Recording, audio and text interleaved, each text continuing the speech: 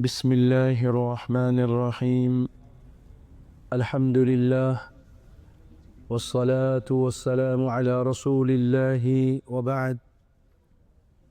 رب اشرح لي صدري ويسر لي أمري واحلل عقدة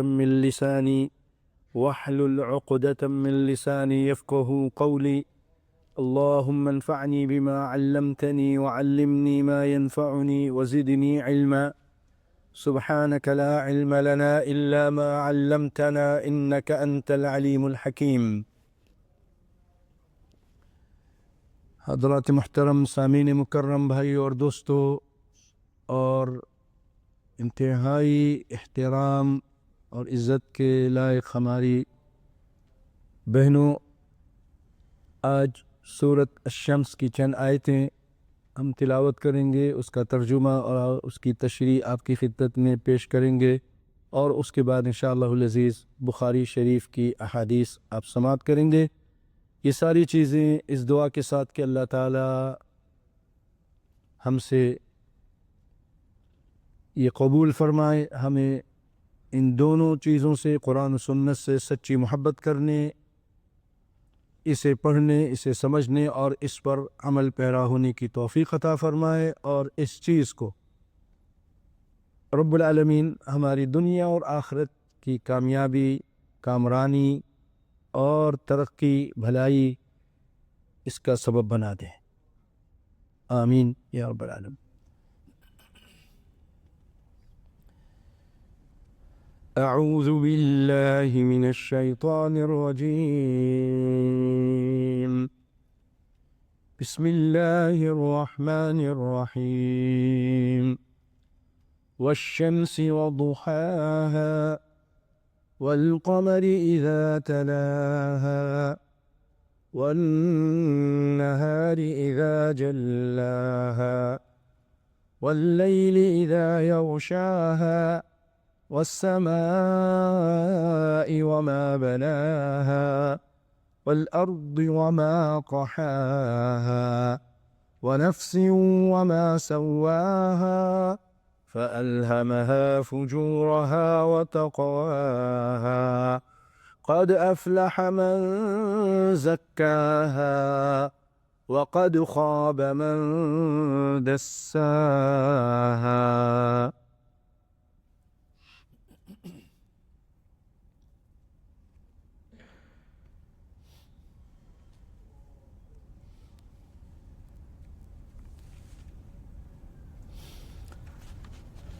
یہ سورۃ الشمس قرآن پاک میں ایک سورۃ قمر بھی ہے، تو اللہ نے یہاں سورۃ شمس بیان کیا، اس کا نام سورۃ شمس رکھا ہے کیونکہ اس کی شروع کا جو کلمہ ہے وہ شمس ہے۔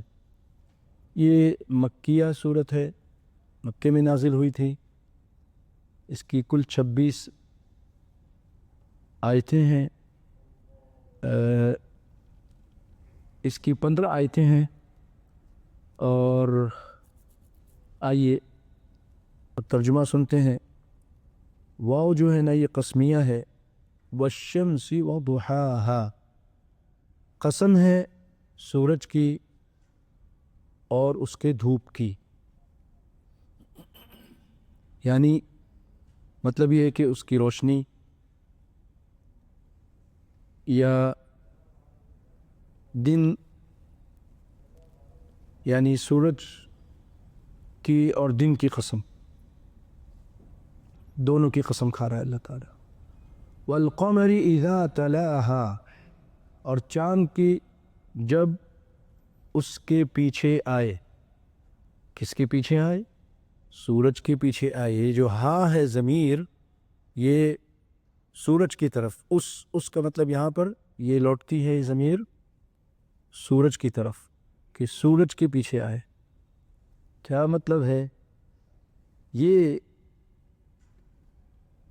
رب العالمین نے جو کچھ بیان کیا ہے بالکل صحیح ہے۔ جب سورج غروب ہو جاتا ہے تو اس کے غروب ہونے کے بعد چاند طلوع ہوتا ہے، اور یہ شروع کے 15 دن تک ایسا ہی ہوتا ہے. پہلی تاریخ کو بھی آپ دیکھیں گے چاند سورج کے ڈوبتے ہی تھوڑی دیر بعد نظر آتا ہے. سبحان اللہ. نماز پڑھ لیتے ہیں تو چاند، عید کا چاند اب دیکھتے ہیں نا، نظر آتا ہے. پھر یہ مسلسل اسی طرح نظر آتا ہے. کب تک؟ 15 تاریخ تک. تو یہ طلوع ہوتا ہے. سورج کے ڈوبنے کے بعد اس کے پیچھے پیچھے یہ پھر نکل آتا ہے. واللیل اذا یغشاها والنہار اذا جلاها، اور دن کی قسم، پہلے چاند کی، پہلے سورج کی اور اس کے روشنی دن کی، پھر چاند کی قسم جب وہ اس کے پیچھے آتا ہے. والنہار اذا جلاها، اور دن کی جب سورج کو نمایاں کرے، دن کی بھی قسم. پہلے بھی میں کئی مرتبہ بتا چکا ہوں، پھر ایک مرتبہ عرض کرتا ہوں بھائیوں کہ اللہ تعالیٰ جس چیز کی چاہے قسم کھائے. کبھی کسی چیز کی اہمیت کو اجاگر کرنے کے لیے، اس کی عظمت کو بیان کرنے کے لیے قسم کھاتا ہے. جس چیز کی چاہے وہ کھائے. لیکن ہم انسانوں کے لیے، مخلوق کے لیے، مسلمانوں کے لیے جو رب العالمین نے ہمیں اپنے مصطفیٰ کے ذریعے تعلیم دی ہے، وہ یہی ہے کہ ہم صرف اللہ کی قسم کھائیں گے. نبی صلی اللہ علیہ وسلم نے فرمایا، من کان منکم حالفا فلیحلف باللہ، جو تم میں سے قسم کھانا چاہے اس کو چاہیے کہ اللہ کی قسم کھائے. او لیصمت، یا پھر خاموش رہے. قسم کھاؤ تو اللہ کی قسم کھاؤ یا پھر خاموش رہو. نہ باپ کی قسم، نہ ماں کی قسم، نہ سر کی قسم، نہ کسی رسول کی قسم، نہ کعبے کی قسم، کسی چیز کی قسم نہیں. قسم ہے تو صرف اللہ کی قسم ہے. ایک اور حدیث میں ہے، من حلف لغیر اللہ فقد اشرک، جس نے غیر اللہ کی قسم کھائی اس نے شرک کیا. کافر نہیں ہو گیا لیکن اس نے ایک گناہ کیا. تو اللہ قسم کھا رہا ہے دن کی جب سورج کو نمایاں کر دے یا تاریکی کو دور کر دے. ظلمت کا پہلے ذکر تو نہیں ہے لیکن سیاق و سباق سے یہ بات پتہ چل رہی ہے اور وہ اس پر دلالت کر رہی ہے. اگرچہ یہاں پر ظلمت کا ذکر نہیں ہے لیکن اس سے پہلے، سورج کے طلوع ہونے سے پہلے اور اس سے کچھ پہلے تک اندھیرا تھا نا. سورج نکل گیا، اندھیرا چلا گیا. یہ واللیل اذا یغشاها، اور رات کی، یعنی رات کی قسم جب اسے ڈھانپ لے. اللہ اکبر. یہ رات آتی ہے ہر چیز کو ڈھانپ لیتی ہے، اپنے آغوش میں لے لیتی ہے، چھپا لیتی ہے. اور یہ رات اللہ تعالیٰ نے ایسی بنائی ہے، اس کی تفسیر میں لکھتے ہیں کہ واللیل اذا یغشاها، کہ رات کی جب اسے ڈھانپ لے سے مطلب یہ ہے کہ یعنی سورج کو ڈھانپ لے، سورج کو چھپا دے. اس کی اندھیری ہوتی ہے، سورج کی روشنی وہ چھپا دیتی ہے. اللہ اکبر. والسماء وما بناها، اور آسمان کی اور اس کے بنانے کی. آسمان کی قسم کھا رہا ہے، اس کے بنانے کی بھی قسم کھا رہا ہے رب العالمین. یا اس ذات کی جس نے اسے بنایا. پہلے قسم کی روح سے ما مصدریہ ہے، دوسرا معنی کے لحاظ سے ما من ہے. مصدریہ یعنی اس کے بنانے کی قسم، اور دوسرا معنی من کے یعنی اس کی قسم، اس ذات کی قسم جس نے اس کو بنایا ہے.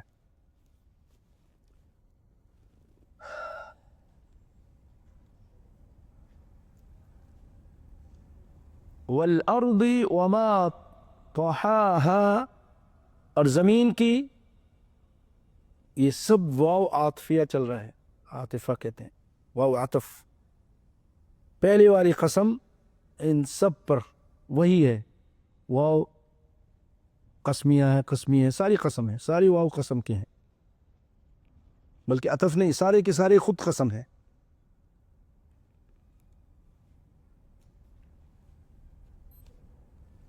والارض وما طحاها، اور زمین کی اور اسے ہموار کرنے کی، یا وہی چیز کہیں گے کہ من جس نے اسے ہموار کیا، ہموار کرنا یہ مصدر ہے، اور من کے ساتھ اگر کہیں گے تو جس نے اس کو ہموار کیا۔ والارض وما طحاها، اور زمین کی اسے ہموار کرنے کی یا کرنے والے کی۔ اللہ تعالیٰ خود جس چیز کی اپنی ذات کی قسم کھا رہا ہے اگر ہم اس کو من مانیں گے۔ اس کے بعد وَنَفْسٍ وَمَا سَوَّاهَا، اور نفس کی قسم اور اسے درست کرنے کی قسم، یعنی نفس کی قسم اگر ہم من کے ساتھ کریں گے مصدر کا معنی نہیں لیں گے تو جس نے اسے درست کیا، درست کرنے کا مطلب ہے کہ اسے مناسب اعضاء دیے، بے ڈھبا بے ڈھنگا نہیں بنایا، بیکار نہیں بنایا، بہت خوبصورت پہرائے میں انسان کو بنایا، اور جسم کے اندر ایسے ایسے اعضاء لگا دیے، ایسی ایسی مشینیں لگا دیں کہ عقل دنگ رہ جاتی ہے، عقل و خرد عطا کی، سوچنے سمجھنے کی صلاحیت عطا کی، میموری عطا کی، فیصلہ کرنے کے لیے بھی اللہ تعالیٰ نے دل و دماغ دونوں مل کے فیصلہ کرتے ہیں، دونوں مل کے فیصلہ کرتے ہیں۔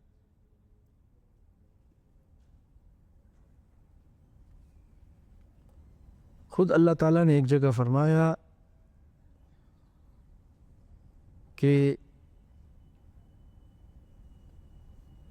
یہ انسان فَلْيَنْظُرِ الْإِنسَانُ مِمَّا خُلِقَ، انسان دیکھے کہ کس چیز سے پیدا کیا گیا ہے، کیسے پیدا کیا گیا ہے۔ سبحان اللہ، رب العالمین نے ہمیں بہت ساری نعمتیں عطا کی ہیں، آنکھ اور ناک اور کان اور دماغ، ایک ایک چیز بہت قیمتی ہے، اس کا اندازہ اگر کرنا ہو بھائیو اس سے کرو جس کے پاس وہ چیز نہیں ہے، جو محروم ہے اس سے۔ کسی کے گردے فیل ہیں، ڈائلیسس ہوتا ہے، پریشانی پریشانی، جسم پھول جاتا ہے، کسی کا دل خراب ہے،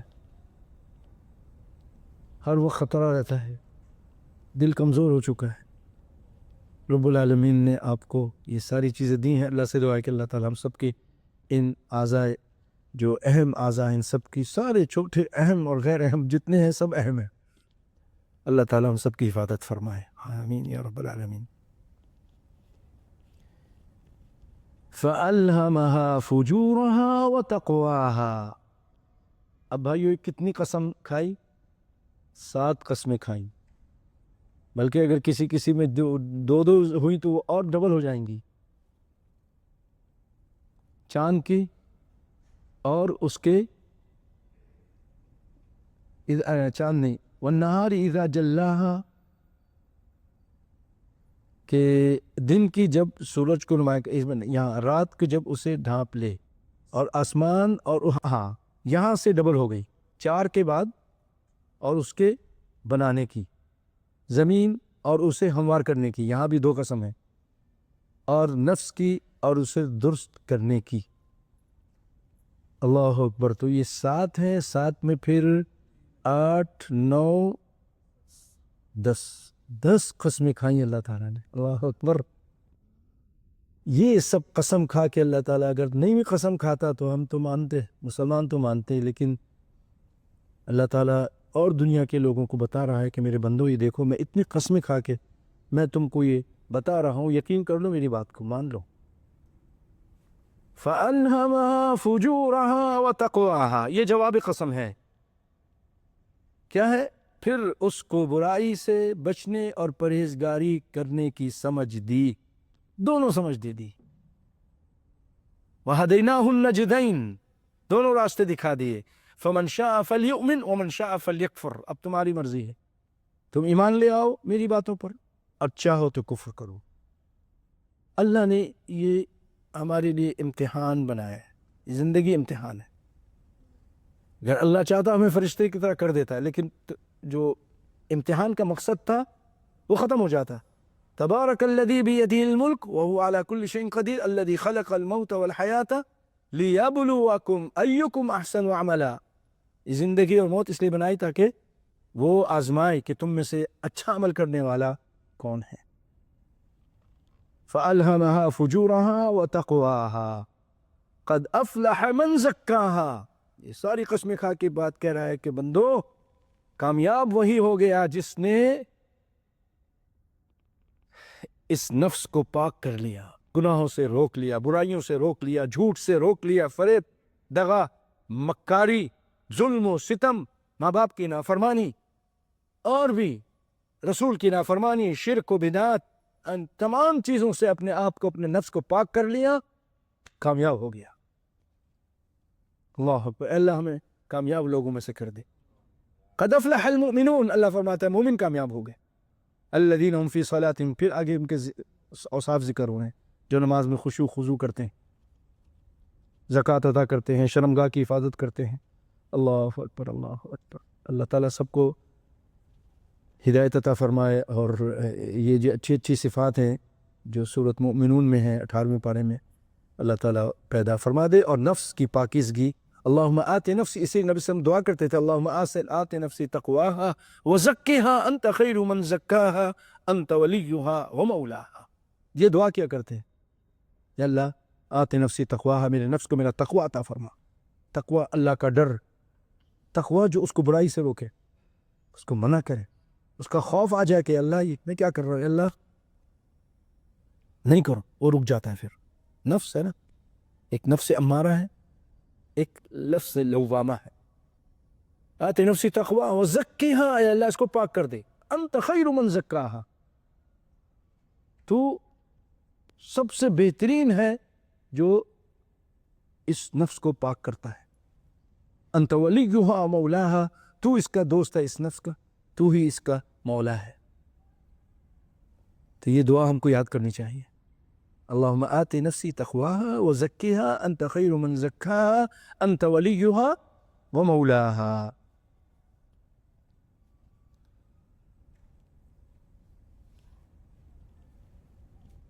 وقد خواب من دساہا، اور جس نے اسے خاک میں ملا دیا۔ خاک میں ملانے سے کیا مطلب؟ گناہوں سے اپنے آپ کو آلودہ کر دیا، حرام کھا رہا ہے، جھوٹ بول رہا ہے، فریب کر رہا ہے، شرک کر رہا ہے، بدعت کر رہا ہے، ظلم و ستم کر رہا ہے، ناجائز کام کر رہا ہے، دھوکے دے رہا ہے، تو اس نے یعنی اپنے آپ کو مٹی میں ملا دیا، ذلیل کر دیا، خوار کر دیا۔ اور خوابہ کے مطلب کہ ناکام ہو گیا، خوابہ و خسرہ، نقصان اٹھایا، ایک میں عربی میں کہتے ہیں خوابہ و خسرہ، تو یہاں خوابہ کے مطلب ہے کہ ناکام ہوا وہ شخص، یعنی جس نے اسے گمراہ کر لیا، بھٹکا دیا اچھے راستوں سے، وہ خسارے میں رہا۔ تدسیس سے ہے جس کے معنی ہے کسی چیز کو چھپا دینا، دسہا کے معنی ہوں گے جس نے اپنے نفس کو چھپا دیا، اسے بیکار چھوڑ دیا، یا اسے اللہ کی طاعت اور عمل صالح میں نہیں لگایا۔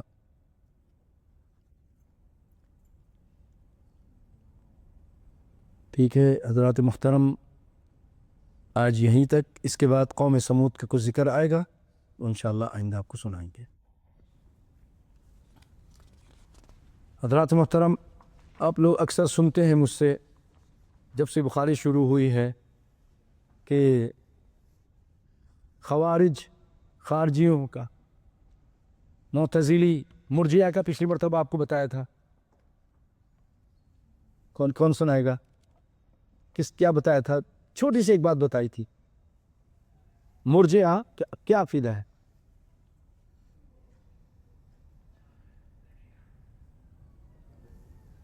وہ کہتے ہیں ایمان جو ہے نا قول بلا عمل. یہی ہے نا اکرم بھائی؟ یہی ہے نا؟ جزاک اللہ خیر. تو آج آئیے میں تھوڑی سی بات خوارج کے بارے میں، جو اس کی تاریخ وہ کبھی اور بتاؤں گا. تھوڑی سی تاریخ ہے، کب سے شروع ہوئے؟ صحابہ کے زمانے سے شروع ہو گئے تھے. سیدنا علی کے ساتھ تھے، پھر اختلاف کر کے الگ ہوئے، اور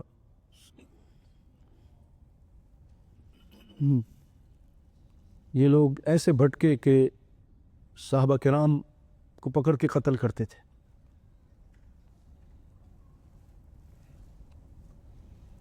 ٹھیک ہے، تو اب ان کے جو عقائد ہیں خارجیوں کے وہ سنیں. نمبر 1، الخروج على حکام اذا خالفوا منهجهم وفهمهم للدین. یہ خارجیوں کی ایک سب سے بڑی نشانی یہ ہے، چاہے وہ کتنی داڑھی رکھ لے، ڈاکٹر بن جائے، قرآن کی تفسیر شروع کرے، حافظ قرآن ہو، اللہ کے راستے میں خرچ کر رہا ہو، مسجدیں بنا رہا ہو، بیواؤں یتیموں کو دے رہا ہو، ہاسپٹل چلا رہا ہو، دھوکے میں نہ آنا. سارے یہ کام کرتے ہیں لوگوں کو گمراہ کرنے کے لیے. لیکن سب سے پہلے ان کا جو ہدف ہے وہ حکام کے خلاف انقلاب لاؤ. انبیاء علیہ السلام انقلاب لاتے تھے، قرآن حدیث بیان کرتے تھے، انقلاب آ جاتا تھا. نہیں، یہ کہتے نہیں، انقلاب لاؤ، حاکم کو نیچے گراؤ اور اب خود حاکم بن جاؤ. پھر یہ انبیاء کا مذہب نہیں تھا.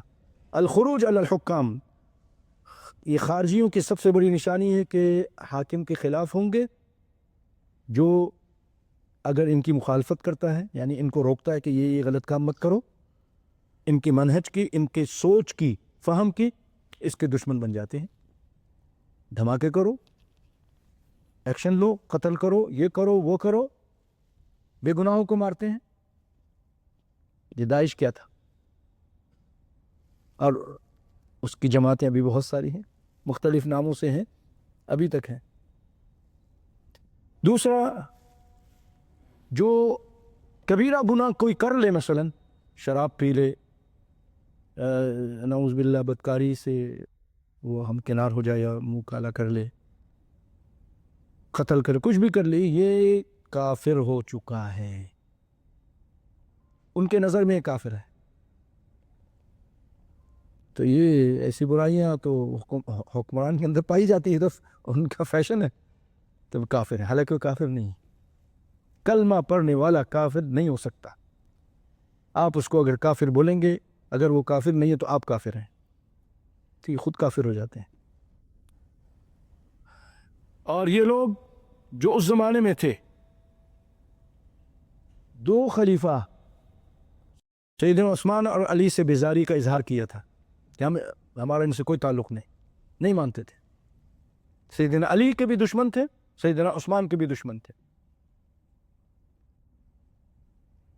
سیدنا عثمان کے، ان کے جو آج کے دور کے خارجی ہیں، ان کے جو بڑے استاد ہیں، بہت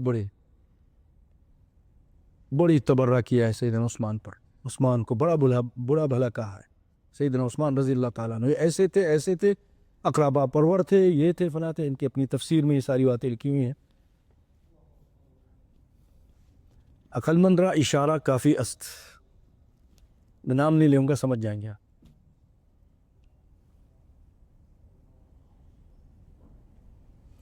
نمبر 4، وہ یہ بھی کہتے ہیں کہ امامت عظمیٰ، بڑی امامت ضروری نہیں کہ قریش ہو، کوئی بھی ہو سکتا ہے.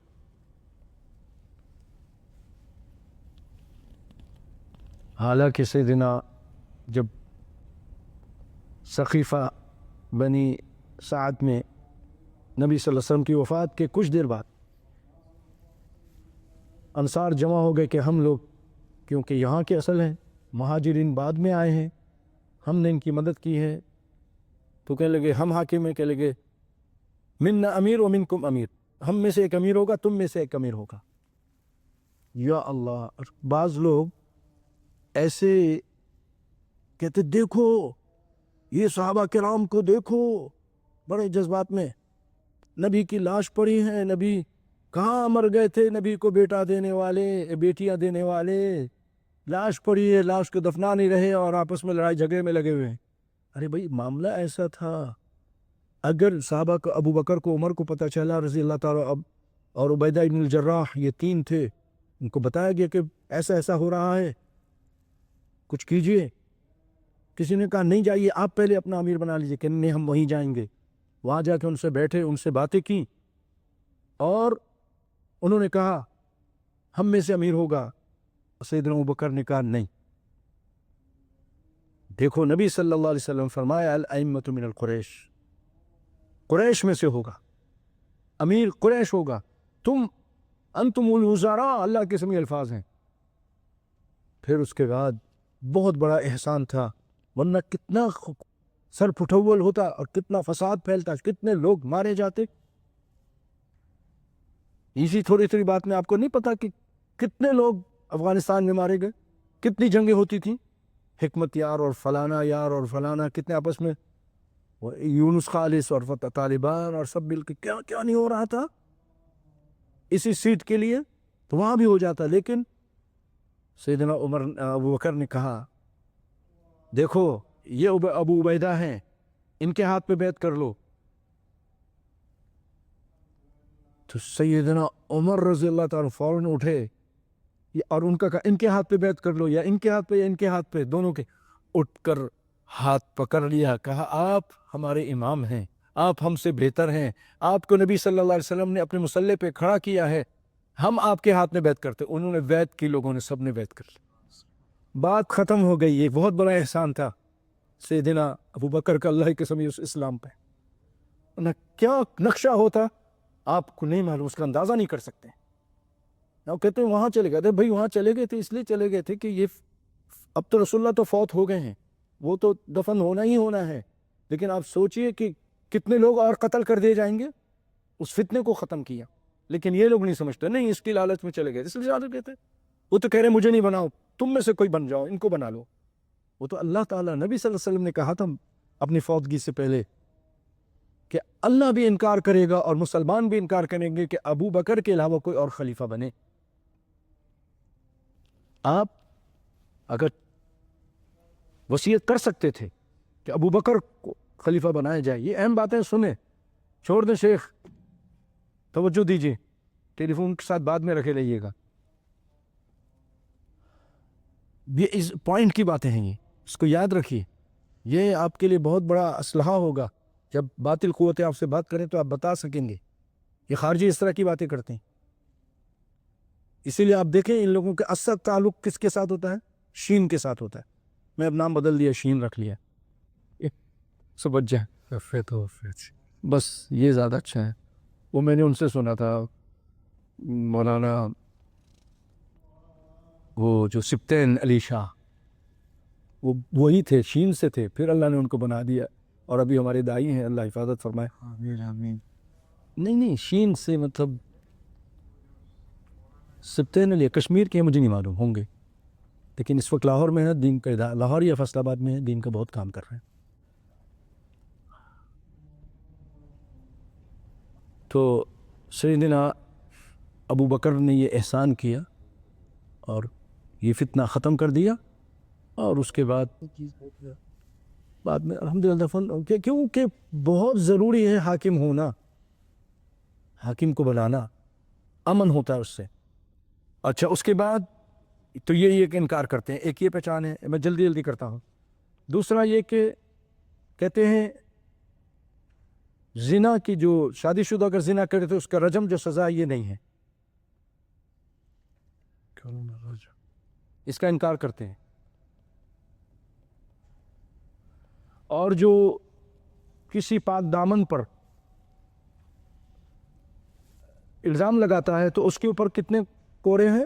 80 80 کو اس کا بھی انکار کرتے ہیں. وإسقاط حد القذف عمن قذف المحسنين من الرجال دون من قذف المحسنات النساء، کہ مردوں کو اوپر جو اگر کوئی کسی نے الزام لگایا تو وہ اس کی سزا نہیں ہے، لیکن عورتوں پہ اگر الزام لگایا گیا تو اس کی سزا ہے. اپنے ہی گھر کا دین بنایا. انکار بعضهم سورۃ یوسف، اور یہ خارجی لوگ سورۃ یوسف کا انکار کرتے ہیں.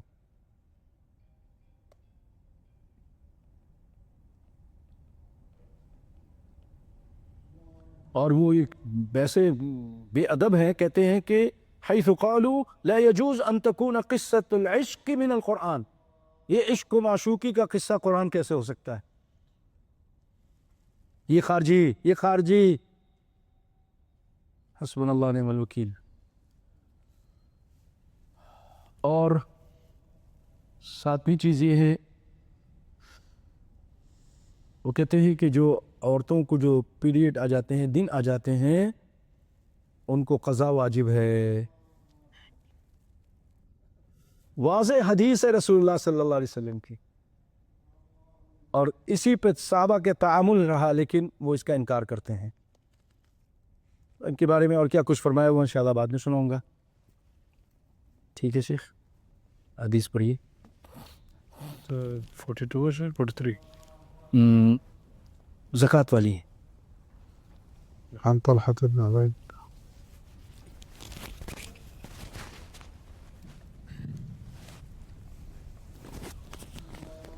بسم الله الصلاة والسلام على من لا نبي بعده. رہنے دو شیخ، یہاں کا رہنے دو، اگر اور کوئی ہے نہیں یہ ہاں ٹھیک وہ تو ہے نا اس کا. ٹھیک جزاک اللہ خیر.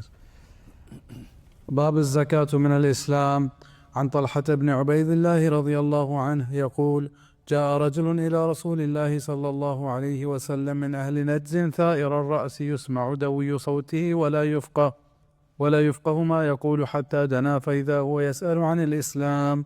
فقال رسول الله صلى الله عليه وسلم: 5 صلوات في اليوم والليلة.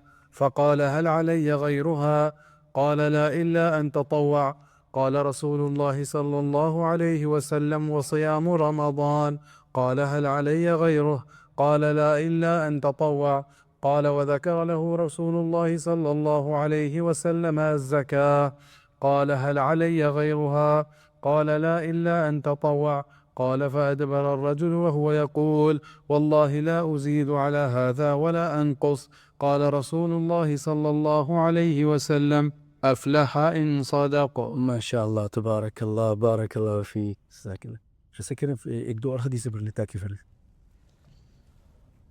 باب اتباع الجنائز من الإيمان. عن أبي هريرة رضي الله عنه أن رسول الله صلى الله عليه وسلم قال: من اتبع جنازة مسلم إيمانا واحتسابا وكان معه حتى يصلى عليها ويفرغ من دفنها فإنه يرجع من الأجر بقيراطين، كل قيراط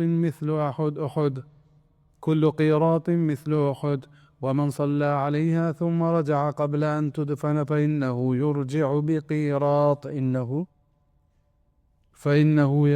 بقيراط. جزاک اللہ خیر. نعم آگے اور پڑھیں. باب خوف المؤمن من أن يحبط عمله وهو لا يشعر. عن عبد الله بن مسعود رضي الله عنه أن النبي صلى الله عليه وسلم قال: سباب المسلم فسوق وقتاله كفر. عن عبادة بن صامت رضي الله عنه أن رسول الله صلى الله عليه وسلم خرج يخبر بليلة القدر، فتلاحى رجلان من المسلمين فقال: إني خرجت لأخبركم بليلة القدر، وإنه تلاحى فلان وفلان فرفعت، وعسى أن يكون خيرا لكم، التمسوها في 7 و9 و5.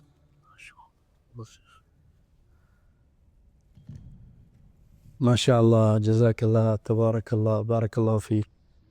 شیخ ابو عبد الرحمن بہت شکریہ. اللہ تعالی ہم سب کو قرآن حدیث کا صحیح معنوں میں خادم بنائے اور ہم سے دین کی خدمت لے لے، آمین۔ باب الزکاة، یعنی زکوٰۃ کا یہ بیان ہے، اور سیدنا طلحہ بن عبید اللہ رضی اللہ تعالی عنہ اس حدیث کے راوی ہیں، اور یہ حدیث امام بخاری نے 4 جگہوں پہ یعنی کل 4 جگہوں پہ ذکر کی ہے، ٹھیک ہے، 4 باب ہیں اس کی کل۔ تو وہ روایت کرتے ہیں کہ اہل نجد میں سے، اہل نجد، دیکھیں آپ لوگ جب ریاض سے مکہ کی طرف، مدینہ کی طرف جاتے ہیں، نجد کے اصل معنی ہے کہ اونچی جگہ، تو ریاض سے تھوڑا سا جب نکلیں گے اور تھوڑا نکل کے تو آپ کی گاڑی بہت نشیب پہ جاتی، اور اگر مدینے سے اور مکے سے واپس آ رہے ہیں ریاض کی طرف تو آپ دیکھیں گے پہاڑ ہیں، اوپر گاڑی چڑھتی ہیں، کافی دیر تک چلتی ہے، پھر کچھ آگے جا کے پھر اوپر چڑھتی ہے۔ نجد اونچی جگہ کو کہتے ہیں، ٹھیک ہے۔ اور نجد سے ایک بات اور بھی بتا دوں، ایک نجد تو یہ ریاض والا نجد ہے، ٹھیک، اور ایک نجد جو ہے وہ عراق کا نجد ہے، اور نبی صلی اللہ علیہ وسلم نے ایک موقع پر فرمایا کہ وہاں پر زلازل ہیں، وہاں پر فتن ہیں، اور راوی کہتے ہیں کہ اس وقت آپ کا رخ مبارک وہ عراق کی طرف تھا،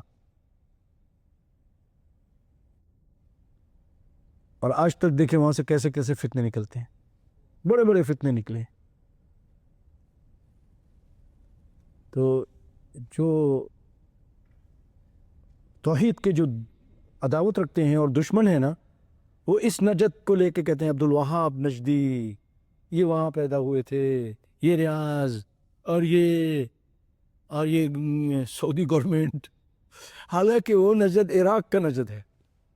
اس سلسلے میں اگر معلومات لینی ہو تو آپ لکھیے ابراہیم بٹی، شیخ ابراہیم بٹی صاحب جو یہاں آئے تھے بحرین سے، اور ان کا اس پر بہت اچھا کلپ ہے، اردو میں لکھ لیجئے، کہ انگلش میں بھی، رومن انگلش میں لکھیں، رومن اردو بولتے ہیں نا، ہاں، تو اس میں لکھیں تو انشاءاللہ وہ آپ کو آ جائے گا، بہت پیاری ان کی تقریر ہے، اس کو سن کر بہت سارے لوگ، کیونکہ ان ملا مولویوں نے بہت لوگوں کو گمراہ کیا ہوا ہے، یہ نجدی، یہ نجدی، تو بہت سارے جو انہی کے تھے وہ اس تقریر کو سن کے قرآن حدیث کے ماننے والے بنے۔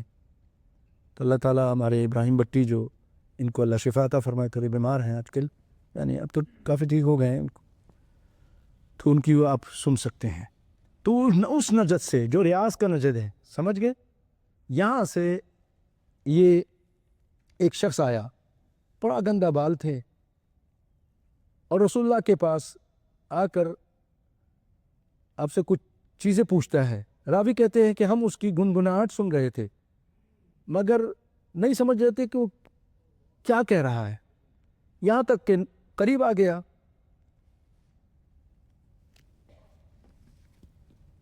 سنو عورتوں کو آواز نہ جائے، تو قریب آنے کے بعد وہ آپ سے اسلام کے بارے میں پوچھ رہا تھا کہ اسلام کیا؟ آپ نے فرمایا دن رات میں 5 نمازیں۔ اس نے کہا اس کے علاوہ بھی کچھ ہے، کچھ اور پڑھنا؟ آپ نے فرمایا نہیں، مگر یہ کہ تم اپنی خوشی سے پڑھو، یعنی نفل پڑھو، تطوع۔ پھر اس نے پوچھا کہ رمضان کے روزے رکھنا ہے؟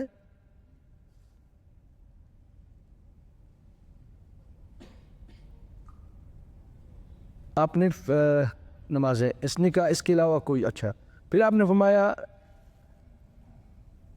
کہ رمضان کے روزے، یعنی اسلام یہ ہے کہ تم نماز پڑھو، وہ تصوم، اور روزے رکھو۔ تو اس نے عرض کیا اور روزے بھی مجھ پر ہیں رمضان کے علاوہ؟ آپ نے فرمایا نہیں، مگر تو اپنی خوشی سے۔ سیدنا طلحہ کہتے ہیں کہ رسول اللہ نے اس سے زکوٰۃ کا بھی ذکر کیا، تو اس نے کہا مجھ پر اس کے علاوہ کوئی اور صدقہ بھی فرض ہے؟ آپ نے فرمایا نہیں، مگر یہ کہ تو اپنی خوشی سے دے دے صدقہ۔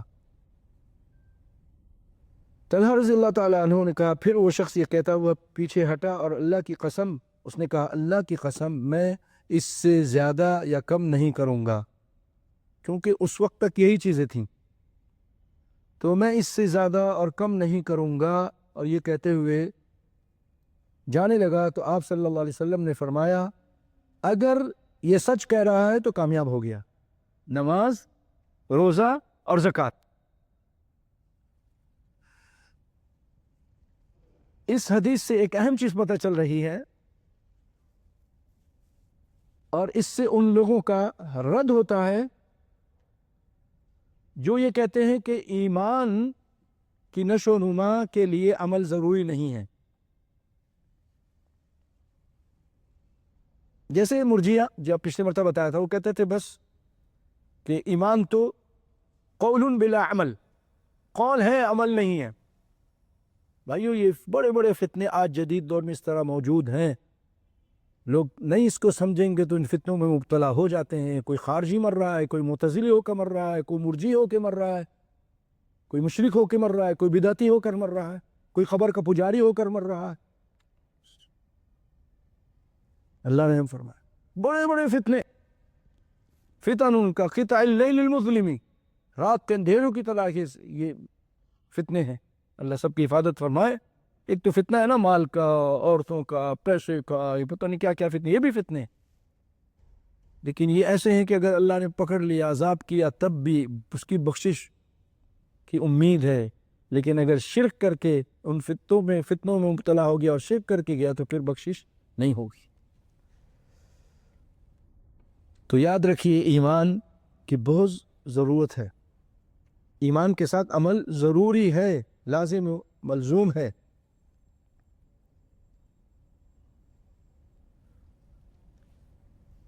سورۃ توبہ کی آخر میں بڑی پیاری آیتیں ہیں، رب العالمین نے بالکل آخری صفحے میں سناتا ہوں، الہ العالمین فرماتا ہے فَلَوْلَا نَفَرَ مِن كُلِّ فِرْقَةٍ مِّنْهُمْ طَائِفَةٌ لِيَتَفَقَّهُوا فِي الدِّينِ وَلِيُنذِرُوا قَوْمَهُمْ إِذَا رَجَعُوا إِلَيْهِمْ لَعَلَّهُمْ يَرْجِعُونَ۔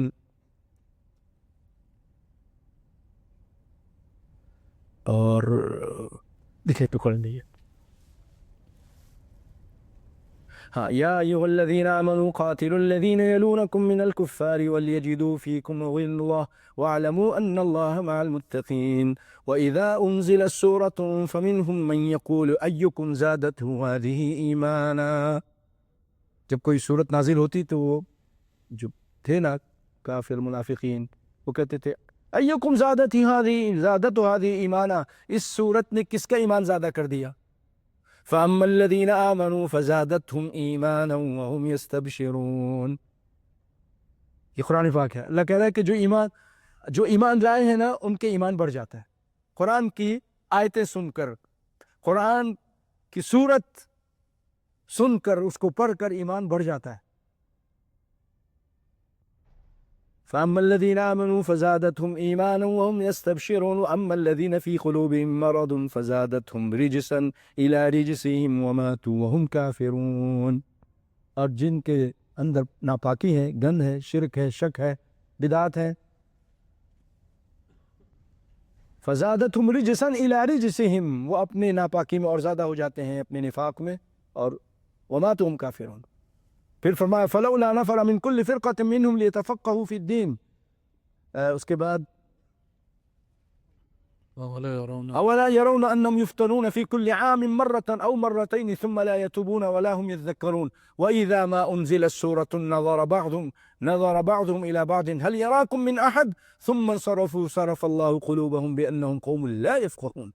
تو یہ یاد رکھیے گا، سورۃ انفال کے پہلے صفحے میں وَإِذَا تُلِيَتْ عَلَيْهِمْ آيَاتُهُ زَادَتْهُمْ إِيمَانًا، اور یہاں بھی اور بھی کئی جگہوں پر اس طرح کی آیتیں ہیں جس سے ہمیں یہ پتہ چلتا ہے کہ یہ قرآن کی وجہ سے، نیک اچھے اعمال کی وجہ سے، الایمان یزید بڑھتا ہے عمل صالح کے ذریعے، اور گناہ کی وجہ سے ایمان گھٹتا ہے۔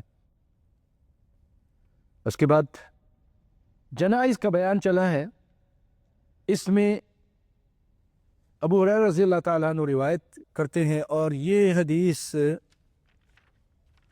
کہ دیکھیے ہمارے حدیث میں اس میں کوئی نمبروں کا فرق ہے، تو میں نمبر رہنے دیتا ہوں، ہے نا، اردو میں نمبر کچھ ہیں اور عربی میں نمبر کچھ ہیں۔ ابو ہریرہ رضی اللہ تعالیٰ عنہ، اس سے آپ پہچان جائیں گے، اس حدیث کے راوی ہیں کہ اچھا، اور یہ حدیث 3 جگہ امام بخاری نے اس کو ذکر کیا ہے، 3 جگہ، کل 3 جگہ پر، ٹھیک ہے۔ اگر اس میں کچھ بھول جاؤں تو آپ بتائیے گا، اس وقت آپ کے پاس ہے نا، رکھ لیجیے اسے۔ مسلمانوں، اس میں بہت بڑی خوشخبری ہے، اس حدیث میں بہت بڑی خوشخبری ہے کہ نبی صلی اللہ علیہ وسلم فرماتے ہیں جو کسی جنازے کے ساتھ جاتا ہے، مسلمان کے جنازے کے ساتھ، ایمان کے ساتھ، یہ نہیں کہ بھئی وہ کیا بولیں گے ہمارے جنازے میں نہیں آئے تو ہم بھی نہیں آئیں گے، بھائی وہ چلنا پڑے گا، کیا کریں، نہیں، یہ اس لیے نہیں، اللہ کی رضا کے لیے، اللہ اس کے رسول کی باتوں پر ایمان لاتے ہوئے اور احتساب ثواب کی امید رکھ کر جاتا ہے، اس نیت کے ساتھ، دکھلانے کے لیے نہیں، جو اپنا رشتہ دار تھا یار، نہیں جائیں گے تو کیا کہیں گے پورے لوگ، آئے نہیں ہیں اسی لیے چلو، یہ نہیں، اس لیے ثواب کی نیت سے جائیں۔ اگر وہ اس کے ساتھ رہتا ہے یہاں تک کہ اس کی جب نماز پڑھ لی جاتی ہے اور اس کے بعد اس کو دفنا دیا جاتا ہے، تو اس کو جانتے 2 قیرات، اگر صرف نماز پڑھتا ہے 1 قیرات، اور نماز پڑھ لے اور اس کے ساتھ دفنانے تک کو رہتا ہے، کچھ بھی نہیں کرے، لوگ دفنا رہے ہیں، کھڑا ہوا ہے بس، اور اس کے لیے جب دعائیں کہا جاتا ہے کہ بھئی صلی اللہ لہ التثبیت، اس کے لیے دعا مانگو، تو دعا مانگتا ہے، نہیں مانگتا ہے، کھڑا ہوا ہے، اس کو 2 قیرات، اور 1 قیرات احد پہاڑ کے برابر ہے، اللہ اکبر، 1 قیرات احد پہاڑ کے برابر ہے۔ تو بھائیو، اس حدیث سے بھی ہمیں یہ پتہ چل رہا ہے کہ اجر و ثواب یہ بڑھتا ہے عمل کے لحاظ سے،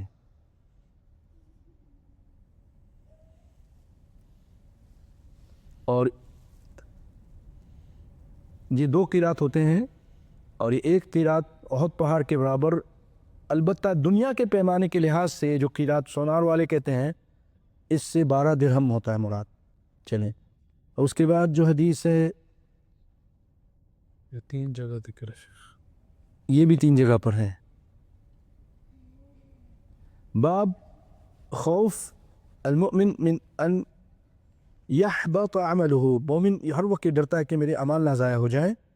تو اس سلسلے میں حدیث جو ہے عبداللہ بن مسعود کہ نبی صلی اللہ علیہ وسلم نے فرمایا، سباب المسلم فسوق وقتالہ کفر، مومن کو، کسی مسلمان کو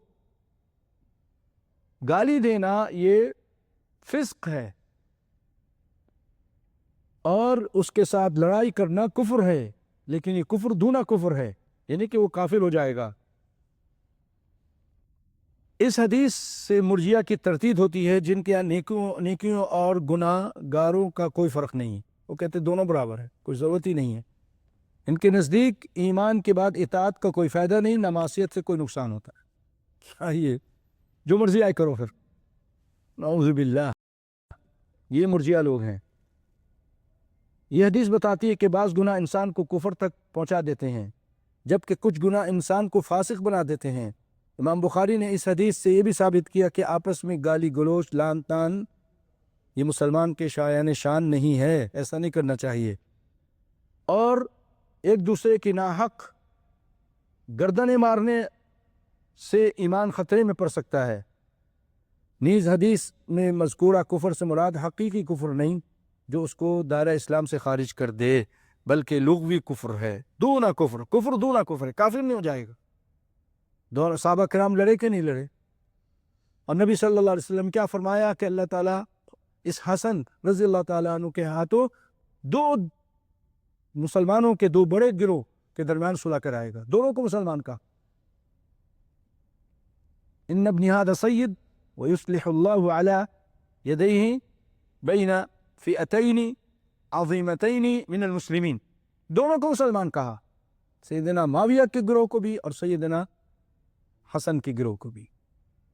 لڑے تھے آپس میں، سیدنا علی کے گروہ کے ساتھ مل کر لڑائیاں ہوئی تھی، تو یہ کہتے ہیں کہ نہیں، حسبنا اللہ نعم الوکیل۔ اچھا آگے چلتے ہیں۔ اس کے بعد جو حدیث ہے سیدنا عبادہ، یہ حدیث بھی 3 جگہ بیان ہوئی ہے۔ عبادہ بن صامت رضی اللہ تعالیٰ عنہ یہ بیان کرتے ہیں کہ ان رسول اللہ صلی اللہ علیہ وسلم خرج یخبر بلیلۃ القدر، نبی کائنات اپنے گھر سے نکلے کہ لوگوں کو بتائیں کہ فلاں رات لیلۃ القدر کی ہے، ٹھیک ہے۔ فتلاح رجلان، تلاح ای تخاصما وتنازعا، دو آدمیوں کو اختلاف کر دیا، آپس میں لڑائی شروع کر دی، من المسلمین، مسلمانوں میں سے تھے۔ فقال انی خرجت لیخبرکم، آپ نے فرمایا میں نکلا تھا کہ تم کو بتاؤں لیلۃ القدر کے بارے میں، اور یہ 2 آدمی فلان و فلان لڑ پڑے، تو اس لڑائی کی وجہ سے فرفعت، یہ برکت اٹھا لی گئی، یہ خیر اٹھ گیا۔ تو پیارے بھائیو، اپنے گھر سے لڑائی جھگڑے کو ختم کرو، بچوں کو بھی چاہیے آپس میں صلح صفائی سے رہیں، ماں باپ کو بھی چاہیے کہ درگزر کریں اور صلح صفائی سے رہیں۔ جب میاں بیوی لڑتے ہیں تو بچے جو بہت ذہنی پریشانی کا شکار ہوتے ہیں، پڑھائی نہیں دل کرتا ان کا پڑھنے کا، کسی کھانے پینے کا، کچھ بھی نہیں۔ اکثر ایسا ہوتا ہے، میں اسکول پڑھاتا رہا ہوں کافی عرصے تک، پاکستان میں بھی الحمدللہ میں ٹیچر تھا الحمدللہ، اور یہاں آئے تو اللہ نے یہاں بھی بنا کے رکھا۔ تقریباً 2006 کے آخر سے لے کر نہیں 2006 سے لے کر 2019 کرونا سے پہلے تک میں خود ہی پھر میں نے ختم کر دی۔ تو ہم جب پڑھا رہے ہوتے تو مشرف ہوتے ہیں نا، جو ہیڈ ماسٹر سے نیچے جو اشراف کرتے ہیں، اس بچے کا خیال رکھنا، ان کے آپس میں طلاق ہو گئی ہے ماں باپ کی، وہ دیکھتے تھے پڑھائی میں بالکل نہیں اس کا دل لگتا تھا، پڑھتا ہی نہیں تھا۔ کون پڑھائے؟ ماں ادھر ہے، باپ کہیں اور ہے، باپ مصروف ہے، ماں دوسرے شوہر کے ساتھ ہے، بچے یعنی جیتے جی مر جاتے ہیں۔ یہ پھول ایسے ہیں جو بن کھلے مرجھا جاتے ہیں۔ کم از کم چلو تم نے تو زندگی گزار لی نا، ٹھیک ہے، ان بچوں کے لیے زندگی گزار دو۔ اللہ سب کو ہدایت عطا فرمائے۔ تھوڑا سا مرد کو بھی چاہیے درگزر کرے، تھوڑا درگزر کر کے ہی کام چلے گا۔ عورتوں کو بھی چاہیے وہ بھی درگزر کریں، جتنا درگزر ہو سکتا ہے کریں، سب کو اللہ برکت دے گا۔ یہ بچے جب بڑے ہو جائیں گے اور اچھے بن جائیں گے، آپ کے لڑائی جھگڑے بھی ختم ہو جائیں گے، اور آپ کو خوشی ہوگی کہ اللہ اکبر، ہمارا بیٹا دیکھو کہاں کامیاب ہو گیا، آؤ ابو آؤ ہمارے ساتھ، آؤ امی آپ آئیے۔ پھر وہ عزت بھی کریں گے آپ کی، ان ماں باپ نے اپنے لڑائی جھگڑے ہماری وجہ سے ختم کر دیے تھے کہ ہم خوش رہیں۔ اللہ اکبر، اللہ سب کو ہدایت دے۔ اس کے بعد حدیث ہے نا، آپ پڑھیں گے آپ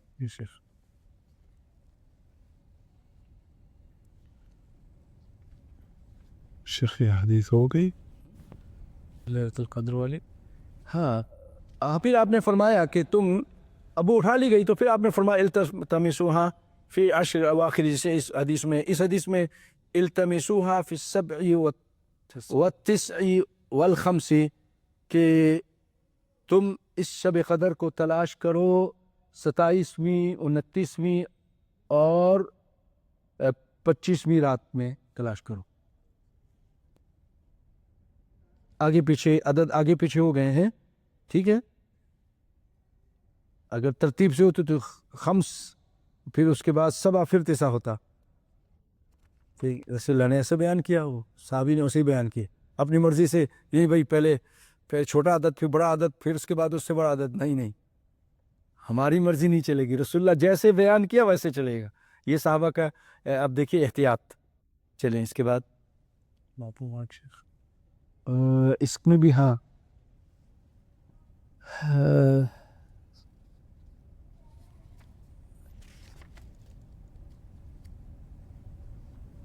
اس حدیث سے یہ پتہ چل رہا ہے کہ تقوی اور ورع بھی ایمان کا حصہ ہے.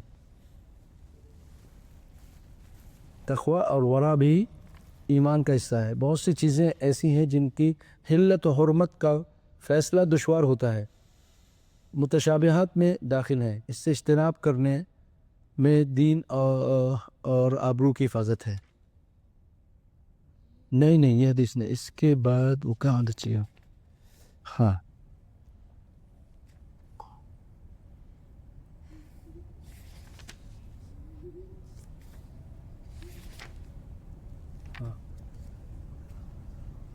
اس حدیث سے ہمیں پتہ چلا کہ باہم لڑائی جھگڑا کرنا سنگین جرم ہے.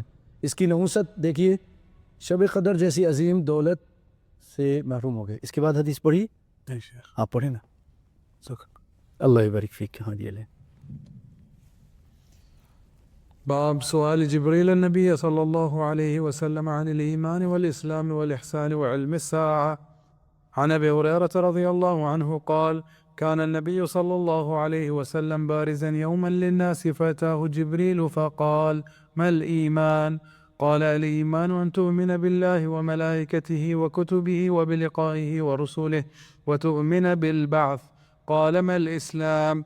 قال: الإسلام أن تعبد الله ولا تشرك به شيئا وتقيم الصلاة وتؤدي الزكاة المفروضة وتصوم رمضان. قال: ما الإحسان؟ قال: أن تعبد الله كأنك تراه فإن لم تكن تراه فإنه يراك. اچھا ایک سے ذرا یہاں سے پڑھیے گا. لا تشرک ولا تشرک به شیئا. یہاں سے تھوڑا پیچھے سے. ولا تشرك به شيئا وتقيم الصلاة وتؤدي الزكاة المفروضة. آپ کے پاس تؤدی لکھا ہے؟ تؤدی لکھا ہے؟ تؤدي. اچھا میرے پاس تؤتی ہے. چل اچھا زکاة المفروضہ. ٹھیک ہے پھر ٹھیک ہے. وتصوم رمضان. قال: ما الإحسان؟ قال: أن تعبد الله كأنك تراه فإن لم تكن تراه فإنه يراك. قال: متى الساعة؟ قال: ما المسؤول عنها بأعلم من السائل وسأخبرك عن أشراطها. وإذا ولدت الأمة ربها وإذا تطاول رعاة الإبل البهم في البنيان في 5 لا يعلمهن إلا الله. ثم تلا النبي صلى الله عليه وسلم: إن الله عنده علم الساعة الآية. ثم أدبر فقال: ردوه. فلم يروا شيئا. فقال: هذا جبريل جاء يعلم الناس دينهم. جزاک اللہ خیرا. ماشاء اللہ تبارک اللہ. یہ حدیث مشہور ہے، بہت مشہور حدیث ہے. حدیث جبریل کے نام سے مشہور ہے. جبریل علیہ السلام نے کچھ سوال کیا تھا نبی صلی اللہ علیہ وسلم سے، تو اس وجہ سے حدیث جبریل کے نام سے مشہور ہے. اور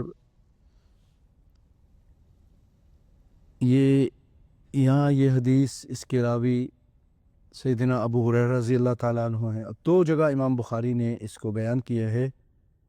نمبر 1 کتاب الایمان، یہ جو آپ کے سامنے اس وقت ہے، باب سؤال جبریل عن الایمان والاسلام والاحسان وعلم الساعة. دوسری جگہ کتاب تفسیر القرآن، باب قوله تعالی ان اللہ عنده علم الساعة، اس میں یہ بیان کی گئی. 2 جگہ یہ حدیث بڑی مبارک حدیث ہے. ہاں ایک جگہ سیدنا عمر سے بھی ہے، یہاں سیدنا ابو ہریرہ سے ہے. جزاک اللہ خیر. ابو ہریرہ رضی اللہ تعالیٰ عنہ روایت کرتے ہیں کہ ایک دن رسول اللہ صلی اللہ علیہ وسلم لوگوں کے ساتھ بیٹھے تھے. ایک شخص آیا، چل رہا تھا، اور اس نے کہا یا رسول اللہ مل ایمان.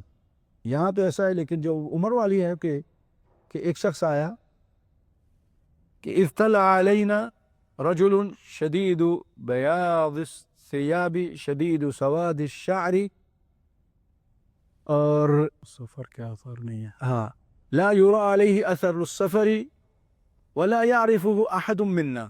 سفر کے آثار بھی نہیں تھے، ہم میں سے کوئی پہچانتا بھی نہیں تھا. خود سوچئے آج اگر ایک شخص سفر کر کے آتا ہے، جیسے آپ دیکھ لیں کراچی میں ہی ایک شہر سے دوسرے شہر میں پہنچتا ہے، اسکوٹر پہ آتا ہے، تو کالے دھوئے کے جیسے کپڑے کالے ہو جاتے ہیں. بس میں آتا ہے تو سلوٹیں پڑے ہوتی ہیں اور بال بکھرے ہوتے ہیں کہ بس میں رش ہے، جبکہ وہ بس بند ہے، اس کے باوجود اس کی حالت بگڑ جاتی ہے. یہ شخص آیا اپنے محلے کا بھی نہیں ہے، کوئی پہچانتا بھی نہیں ہے کون ہے یہ، صاف اثر بھی نہیں ہے کہ کوئی غبار، کوئی جس خراب کپڑا، کچھ بھی نہیں. تو فَأَسْنَطَ رُكْبَتَيْهِ إِلَى رُكْبَتَيْهِ وَوَضَعَ يَدَيْهِ عَلَى كَفَّيْهِ عَلَى فَخِذَيْهِ، آپ کے ٹخنے کے ساتھ، آپ کے گھٹنوں کے ساتھ، یہ جو گھٹنا ہوتا ہے نا، گھٹنوں کے ساتھ اپنا گھٹنا لگا دیا اور اپنے ہاتھوں کو رسول اللہ کے ران پہ رکھ دی، عَلَى فَخِذَيْهِ، ران. لوگ حیران تھے کہ یہ کون آدمی اتنا قریب آ کے اس طرح بیٹھ گیا اور کہا یا محمد اخبرنی عن الاسلام.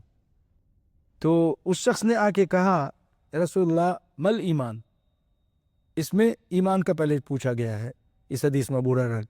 آپ نے فرمایا الایمان ان تؤمن باللہ وملائکتہ ورسلہ ولقائہ وتؤمن بالبعث الآخر، کہ تم ایمان لاؤ اللہ پر، فرشتوں پر، اس کے رسولوں پر، اس کی ملاقات پر، اور تم دوبارہ جی اٹھنے پر.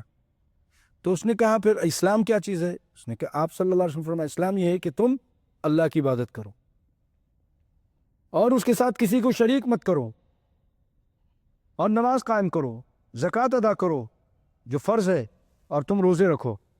اس میں حج کا ذکر نہیں ہے، 4 چیزوں کا ذکر ہے. تو پھر اس نے کہا یا رسول اللہ یہ بتائیے احسان کیا ہے؟ آپ نے فرمایا احسان ان تعبد اللہ کأنک تراہ فإن لم تکن تراہ فإنہ یراک. یہ بالکل اسی حدیث کی طرح ہے جو سیدنا عمر سے مروی ہے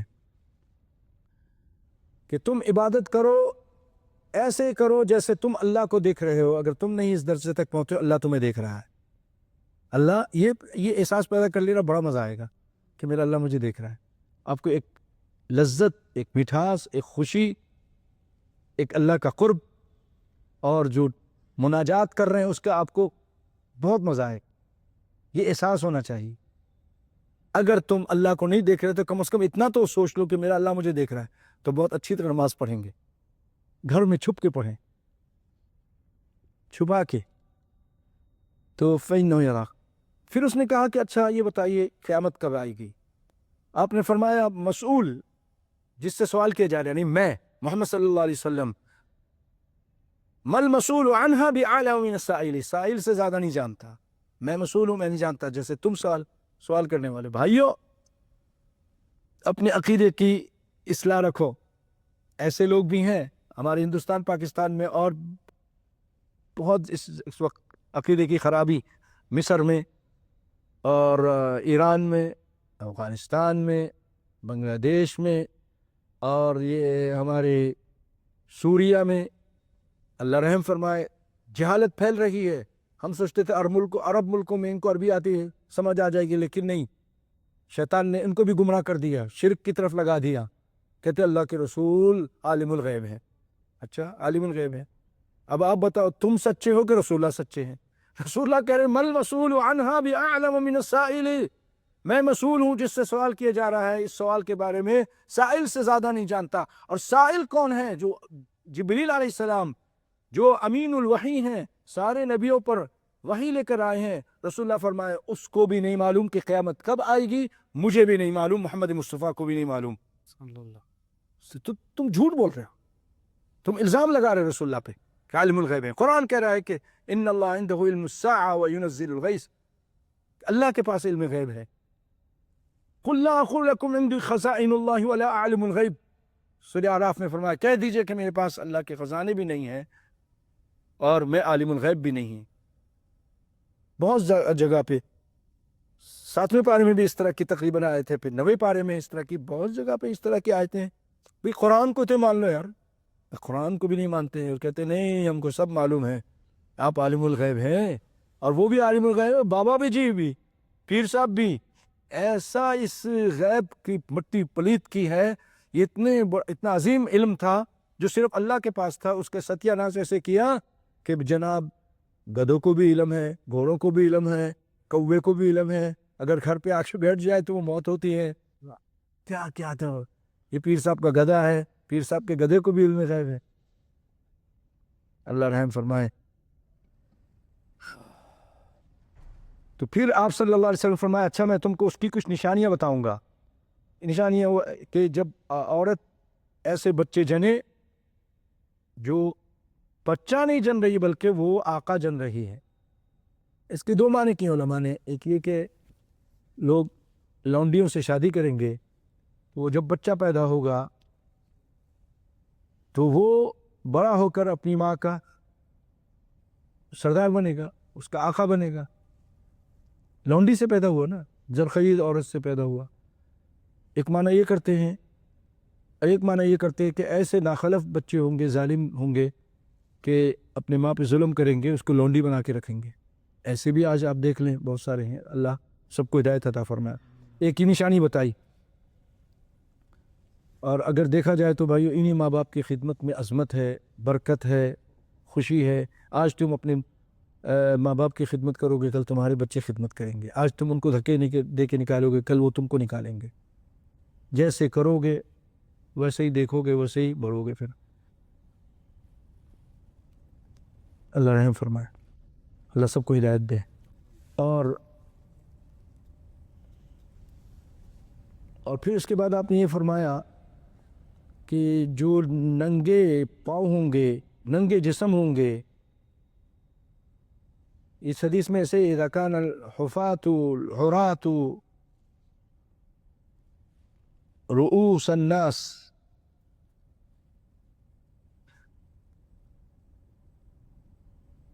اب دونوں حدیثوں میں فرق ہے تھوڑا, ہے نا.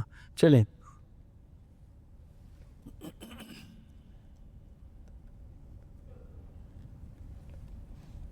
دوسری بات میں اس طرح ہے اذا ولدت الامہ ربها واذا تطاول رعاة الابل البهم فی البنیان. ایسے اونٹ جو بالکل کالے ہوں گے ان کے چرواہے, اور جو ننگے جسم ہوں گے, ننگے پاؤں ہوں گے, تو یہ لوگ کیا کریں گے,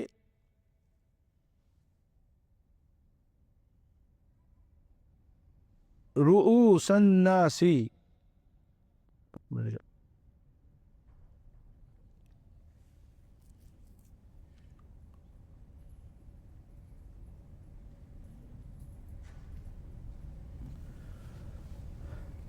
تو میں اس کے جو ہے نا ترجمے کو رہنے دیتا ہوں آج.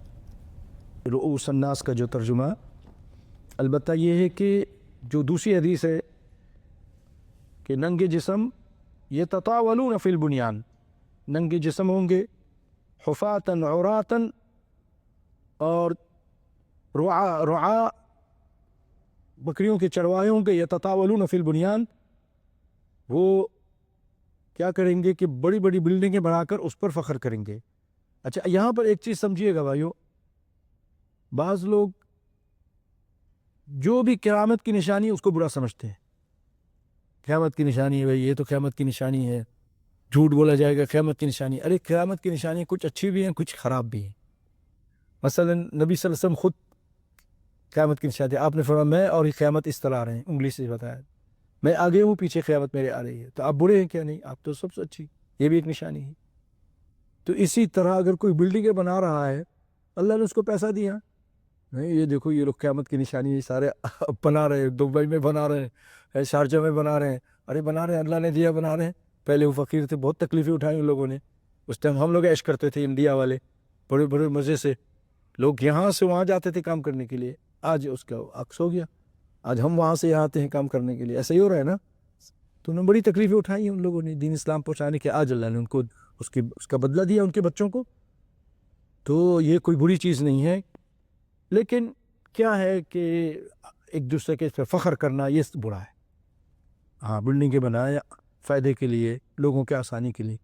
فذالک من اشراط الساعہ, یہ قیامت کی نشانیوں میں سے ہیں, جو وہ ہیں 5 جن کو کوئی نہیں جانتا. وہ ہے ان اللہ عنده علم الساعہ, جیسے کہ اللہ تعالیٰ نے سورہ الرحمن کے آخر میں فرمایا ان اللہ عنده علم الساعہ وینزل الغیث ویعلم ما فی الارحام, بارش کب ہوگی اور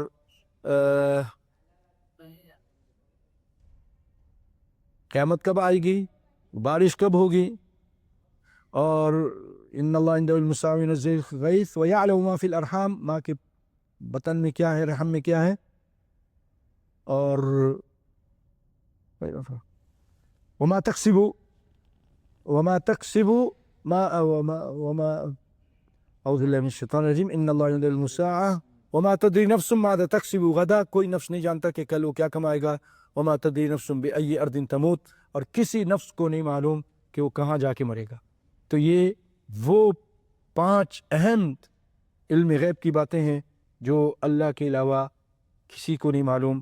پھر وہ آدمی چلا گیا، ثم انصرف، وہ چلا گیا، فقال ردو، آپ صلی اللہ علیہ وسلم فرمایا اس کو لاؤ، واپس لاؤ، جاؤ. تو وہ لوگ گئے، دیکھا کچھ بھی نہیں تھا. تو آپ نے فرمایا ھذا جبریل جاءکم لیعلم الناس دینہم، یہ جبریل علیہ السلام تھے. ھذا جبریل جاء، آئے تھے، لیعلم الناس دینہم، لوگوں کے ان کے دین کو سکھائیں. پھر بھائیو الحمدللہ ہمارے ٹائم کا جو 9 منٹ زیادہ ہو گئے، میں اسی پہ اتفاق کرتا ہوں. اس حدیث کی کچھ باتیں ٹھیک ہے جو بالکل تھوڑی نئی تھیں، تو انشاءاللہ اس کو دوبارہ، اور اس کی جو بھی اور اس سے متعلق جو اس کی فوائد ہیں وہ بھی انشاءاللہ العزیز آئندہ آپ کے سامنے بیان کریں گے. بارک اللہ فیکم وصلی اللہ علی نبینا محمد وعلی آلہ وصحبہ وسلم وجزاکم اللہ خیرا.